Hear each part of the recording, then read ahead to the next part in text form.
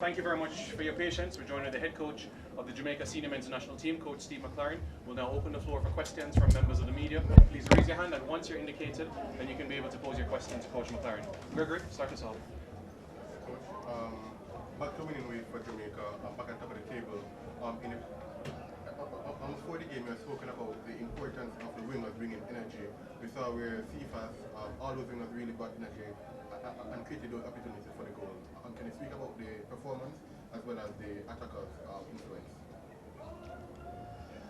As you say, I think it was a great response from the team, and what we wanted was to be back in control of the group. Got to thank Trinidad for getting a result at Curacao, and still a lot of work to do. But we're pleased with the reaction. We're pleased with the performance. Changed a few things. Brought in energy really, and the players responded. Well done to those who unfortunately didn't play, but they've contributed to getting the team ready. Congratulations to the team who started. Well done, and well done to the subs who came on. We knew this game was going to be for 95 minutes. And everybody was ready, impacted, good start, got the lead, controlled the game, 75% possession, 28 shots on goal. You couldn't ask for any more, maybe apart from a few more goals, but let's not be greedy. And now it's about the players staying healthy, getting some minutes at the club, and coming back for what are two absolutely massive games in a few weeks. Thanks, Gregory. Jamal? Yes, Coach. It was a very impressive attacking display. We saw some good passage of play in the middle of the park as well. Defense probably was not as tested as the rest of the team might have been. What lessons do you think can we take from each of the different departments going into the final? It shows that I picked the squad, and what's happening to the squad now from a year ago is that maybe we had players up there and then the squad members down there. Now the squad's come together, and it's the trust that you have to put in the players to start, to come on, to impact. And if you watch us training, the competition is very fierce. So we have got, I think in the year, the squad has accelerated. We brought new players in. So we're delighted that the squad is strong, and we will need that for the next two games. Thank you, Jamal. Trish? Good night, Coach. Talk to me about the performance. Was it that the turf when you were in Curacao? How tough was it? Because the changes tonight, the substitutions, were almost to perfection. Players, being slotted in at the right time, going into the position, so that's very fitting for them. But was it just the turf, or what would have happened against Curacao, and how you changed that within the short period of time to not get the results tonight? I'm not making excuses, but the turf was always going to be a factor. And talking to Bermuda, Michael, the Bermuda head coach, he kind of criticised the surface, but we made no excuses. Took us 20 minutes to really adapt, and as I said, after that we had opportunities to score. But that's football. It turned around. When you look at the stats again, that could have easily been a different result. The reaction was the key thing to making sure that we at least won tonight, and the players have done that, and Trinidad have done us a favour as well. They sure did. In a team sport, I think, especially when you get the results of a 4-0 win, you credit everybody. But talk to me about the introduction tonight of starting the young player Kahim Dixon and came on and did tremendously well. And the same for even CFAS. Talk to me about those three players. Sifas is always a threat. Kahim is now playing first team football regular, and you can see that. His work rate. We said to the players, there's nothing tactical, nothing about the way they played. It's just pure energy we need, and Kahim gives us that. Sifas was different, that he played and started the 2 games. And, we love Kadamatri. And now we've got Shamar Nicholson, who's back to, what everybody knows Shamar Nicholson can do. And he had a great effect on the game and helped, not just an effect on the game individually, but helped the team in terms of how he pressed and his work rate, how he held the ball up. It was always a threat. He's in the box. And, he was unlucky not to score against Curaçao on 2 occasions. So, as I said before, the squad has concertina to such an extent that the quality within that is a lot closer. So the competition for places is there, which is the key to it. Thank you, Coach. Jordan? Coach, you talked about, Trinidad doing us a favor. Back in our hands, in terms of us being on top of the group again. It was in our hands before we played Curaçao away. Now with the final 2 most critical World Cup qualifiers coming in November, how do you, one, not make that, put too much pressure on the players, but balance that with also having them keyed in and fully focused on not letting it slip? I think the key thing was the players knew, the result against Curaçao was disappointing, and they wanted the reaction. You could see that in training, the 2 days we had, the focus, and you could see that in the performance. And you're right, 2 games to go, and I said it would go to the last 2 games, and generally it goes to the last. So we've got 2 very intriguing games, but there's still a long way to go, a lot to do, and we just hope the players stay healthy, can play minutes for the club, get fitter, and maybe we can get players also back that will improve us even more. Thanks, Jordan. Robert? Yeah, Coach, it looked good out there what the Jamaica team was doing. We made 5 changes, but the question is, how much of what we saw was what the plan was, or how much of it did just happen?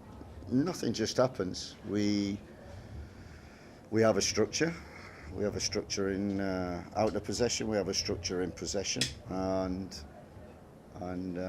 you've seen that, I think, throughout, from the first game against Cuba, how we played, how we build up, and it's no different now. We've tweaked 1 or 2 things, and I think the quality of the players over the year has improved. We found new players. The likes of Kadamatri, we introduced Ian Frey last time, Tyrese Campbell. So we're always looking, always recruiting for players that can improve us. But the key thing is the character that they've got.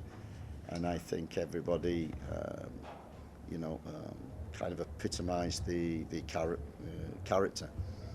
And it was nice to see also, introducing these boys, Kira Anderson, Ian Frey, John Russell, who's been experienced, but Whisper as well, and now on the wide areas, we've got players who can really work hard for the amount they can die, and we can bring on quality players for that.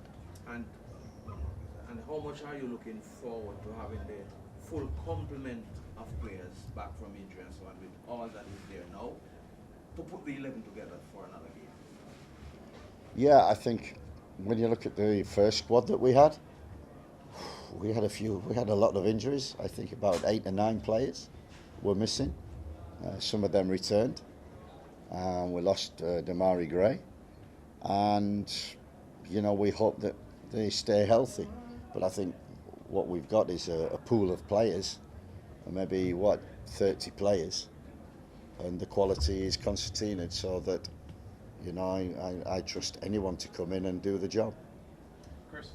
Yep. And you mentioned in the pre-match press conference, you know, that you were missing Isaac Hayden and Casey Palmer. They came in and clearly have made a difference. I mean, again, stress the importance of what they did tonight and how they performed from your vantage point. Yeah, it's Isaac gives us that steadiness in the middle of the field, and Casey, although he's not playing for his club, we had no hesitation in flying him over for the second game, and you know, I think his performance, it reminded me of the first game against Cuba.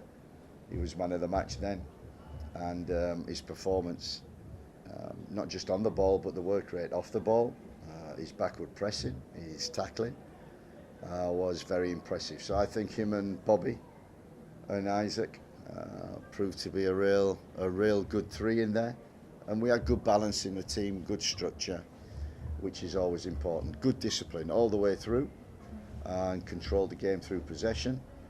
But in the final third, I think that's how we want to play in that final third, which was at times excellent. Yeah, and also the 12th man, obviously the crowd, injected some life in the players. I mean, what a way to bounce back in front of your home crowd against Bermuda. That was important, and we that was part of our pre-match talk, was about making Jamaica proud. And that's I say players, that's their responsibility to win the games. You win the games, you make them proud. And if you win the games, you see everybody smiling, and that's the key thing.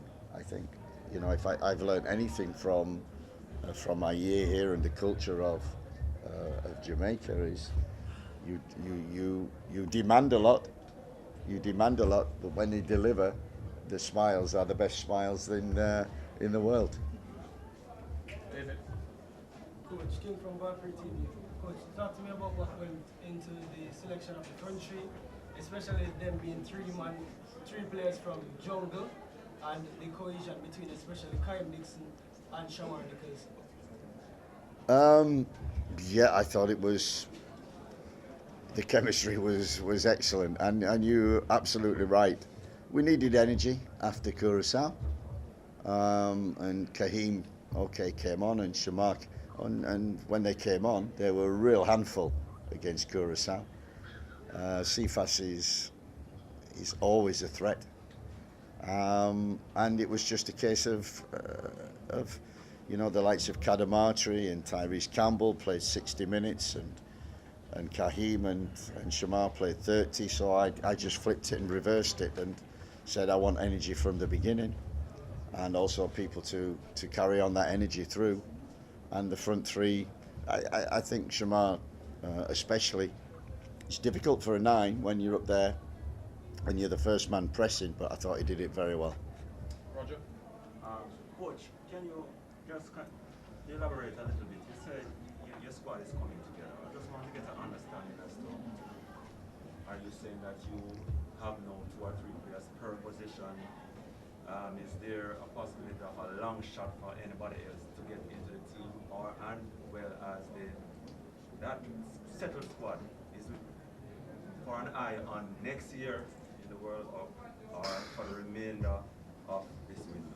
The focus is on the 2 games to come, the next 3 weeks.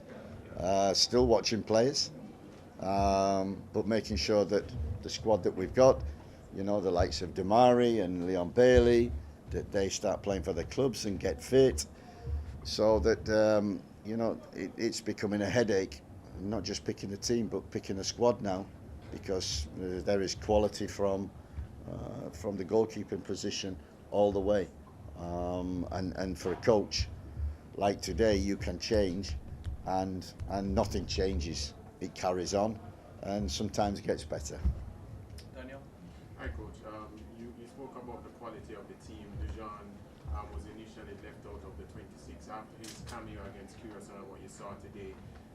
Obviously, there are no automatic places, but does he become more of one of the first hits when selecting the next squad once he remains healthy? I think we followed him for a year, and we visited Chelsea in the summer where they give us a real in-depth analysis of where Whisper was, and he was just coming back from injury. They were monitoring him, controlling his minutes. So we followed him, and he was getting 45 minutes, and he was getting 50 minutes, and Chelsea were kind of managing him.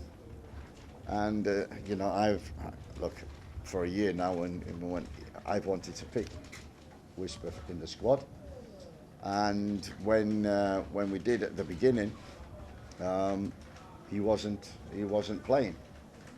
45 minutes happened that weekend. He played 90 minutes, but he's been playing under 21 football for Chelsea, and so he still had a lot to do. We got him in, as you say. We threw him on for 30 minutes. You could see the quality he had. The 2 days training we've had with him has just emphasised even more what a player that he can be. There's a long way to go, but I think in the two cameo performances, he's really impressed, looked a threat, and what an addition to the squad. And I think he's might have taken that upper level. As I say, we've worked with him for 2 days. We've seen him in 30 minutes, and there is certainly some talent there. And finally, Marlon. Good night, Coach. Just going back to the game, the first 20 minutes, Bermuda were compact and then had space in behind. Is there any concern still about the build-up play being a little bit too slow to break on a low block? No. You know, the football is played at sometimes at 10 miles an hour, and then you've got to know the right time to quicken it and go 90 miles an hour. And the patience, I think that was key in Curacao. The first 20 minutes, especially half an hour, we were playing too quick. We were forcing it and losing the ball, and then we were out of shape, out of our structure. So today was, and Curacao, after 30 minutes, when we calmed down and kept the ball, we controlled the game, and we did similar today. So I wasn't concerned about, we were just probing, because as you say, Bermuda were well organised, very compact, there wasn't many spaces, but if you continue to move the ball, spaces arrive, and they did, and we took advantage. Thank you very much, everybody. Thank you, Coach. Thank you. Thank you.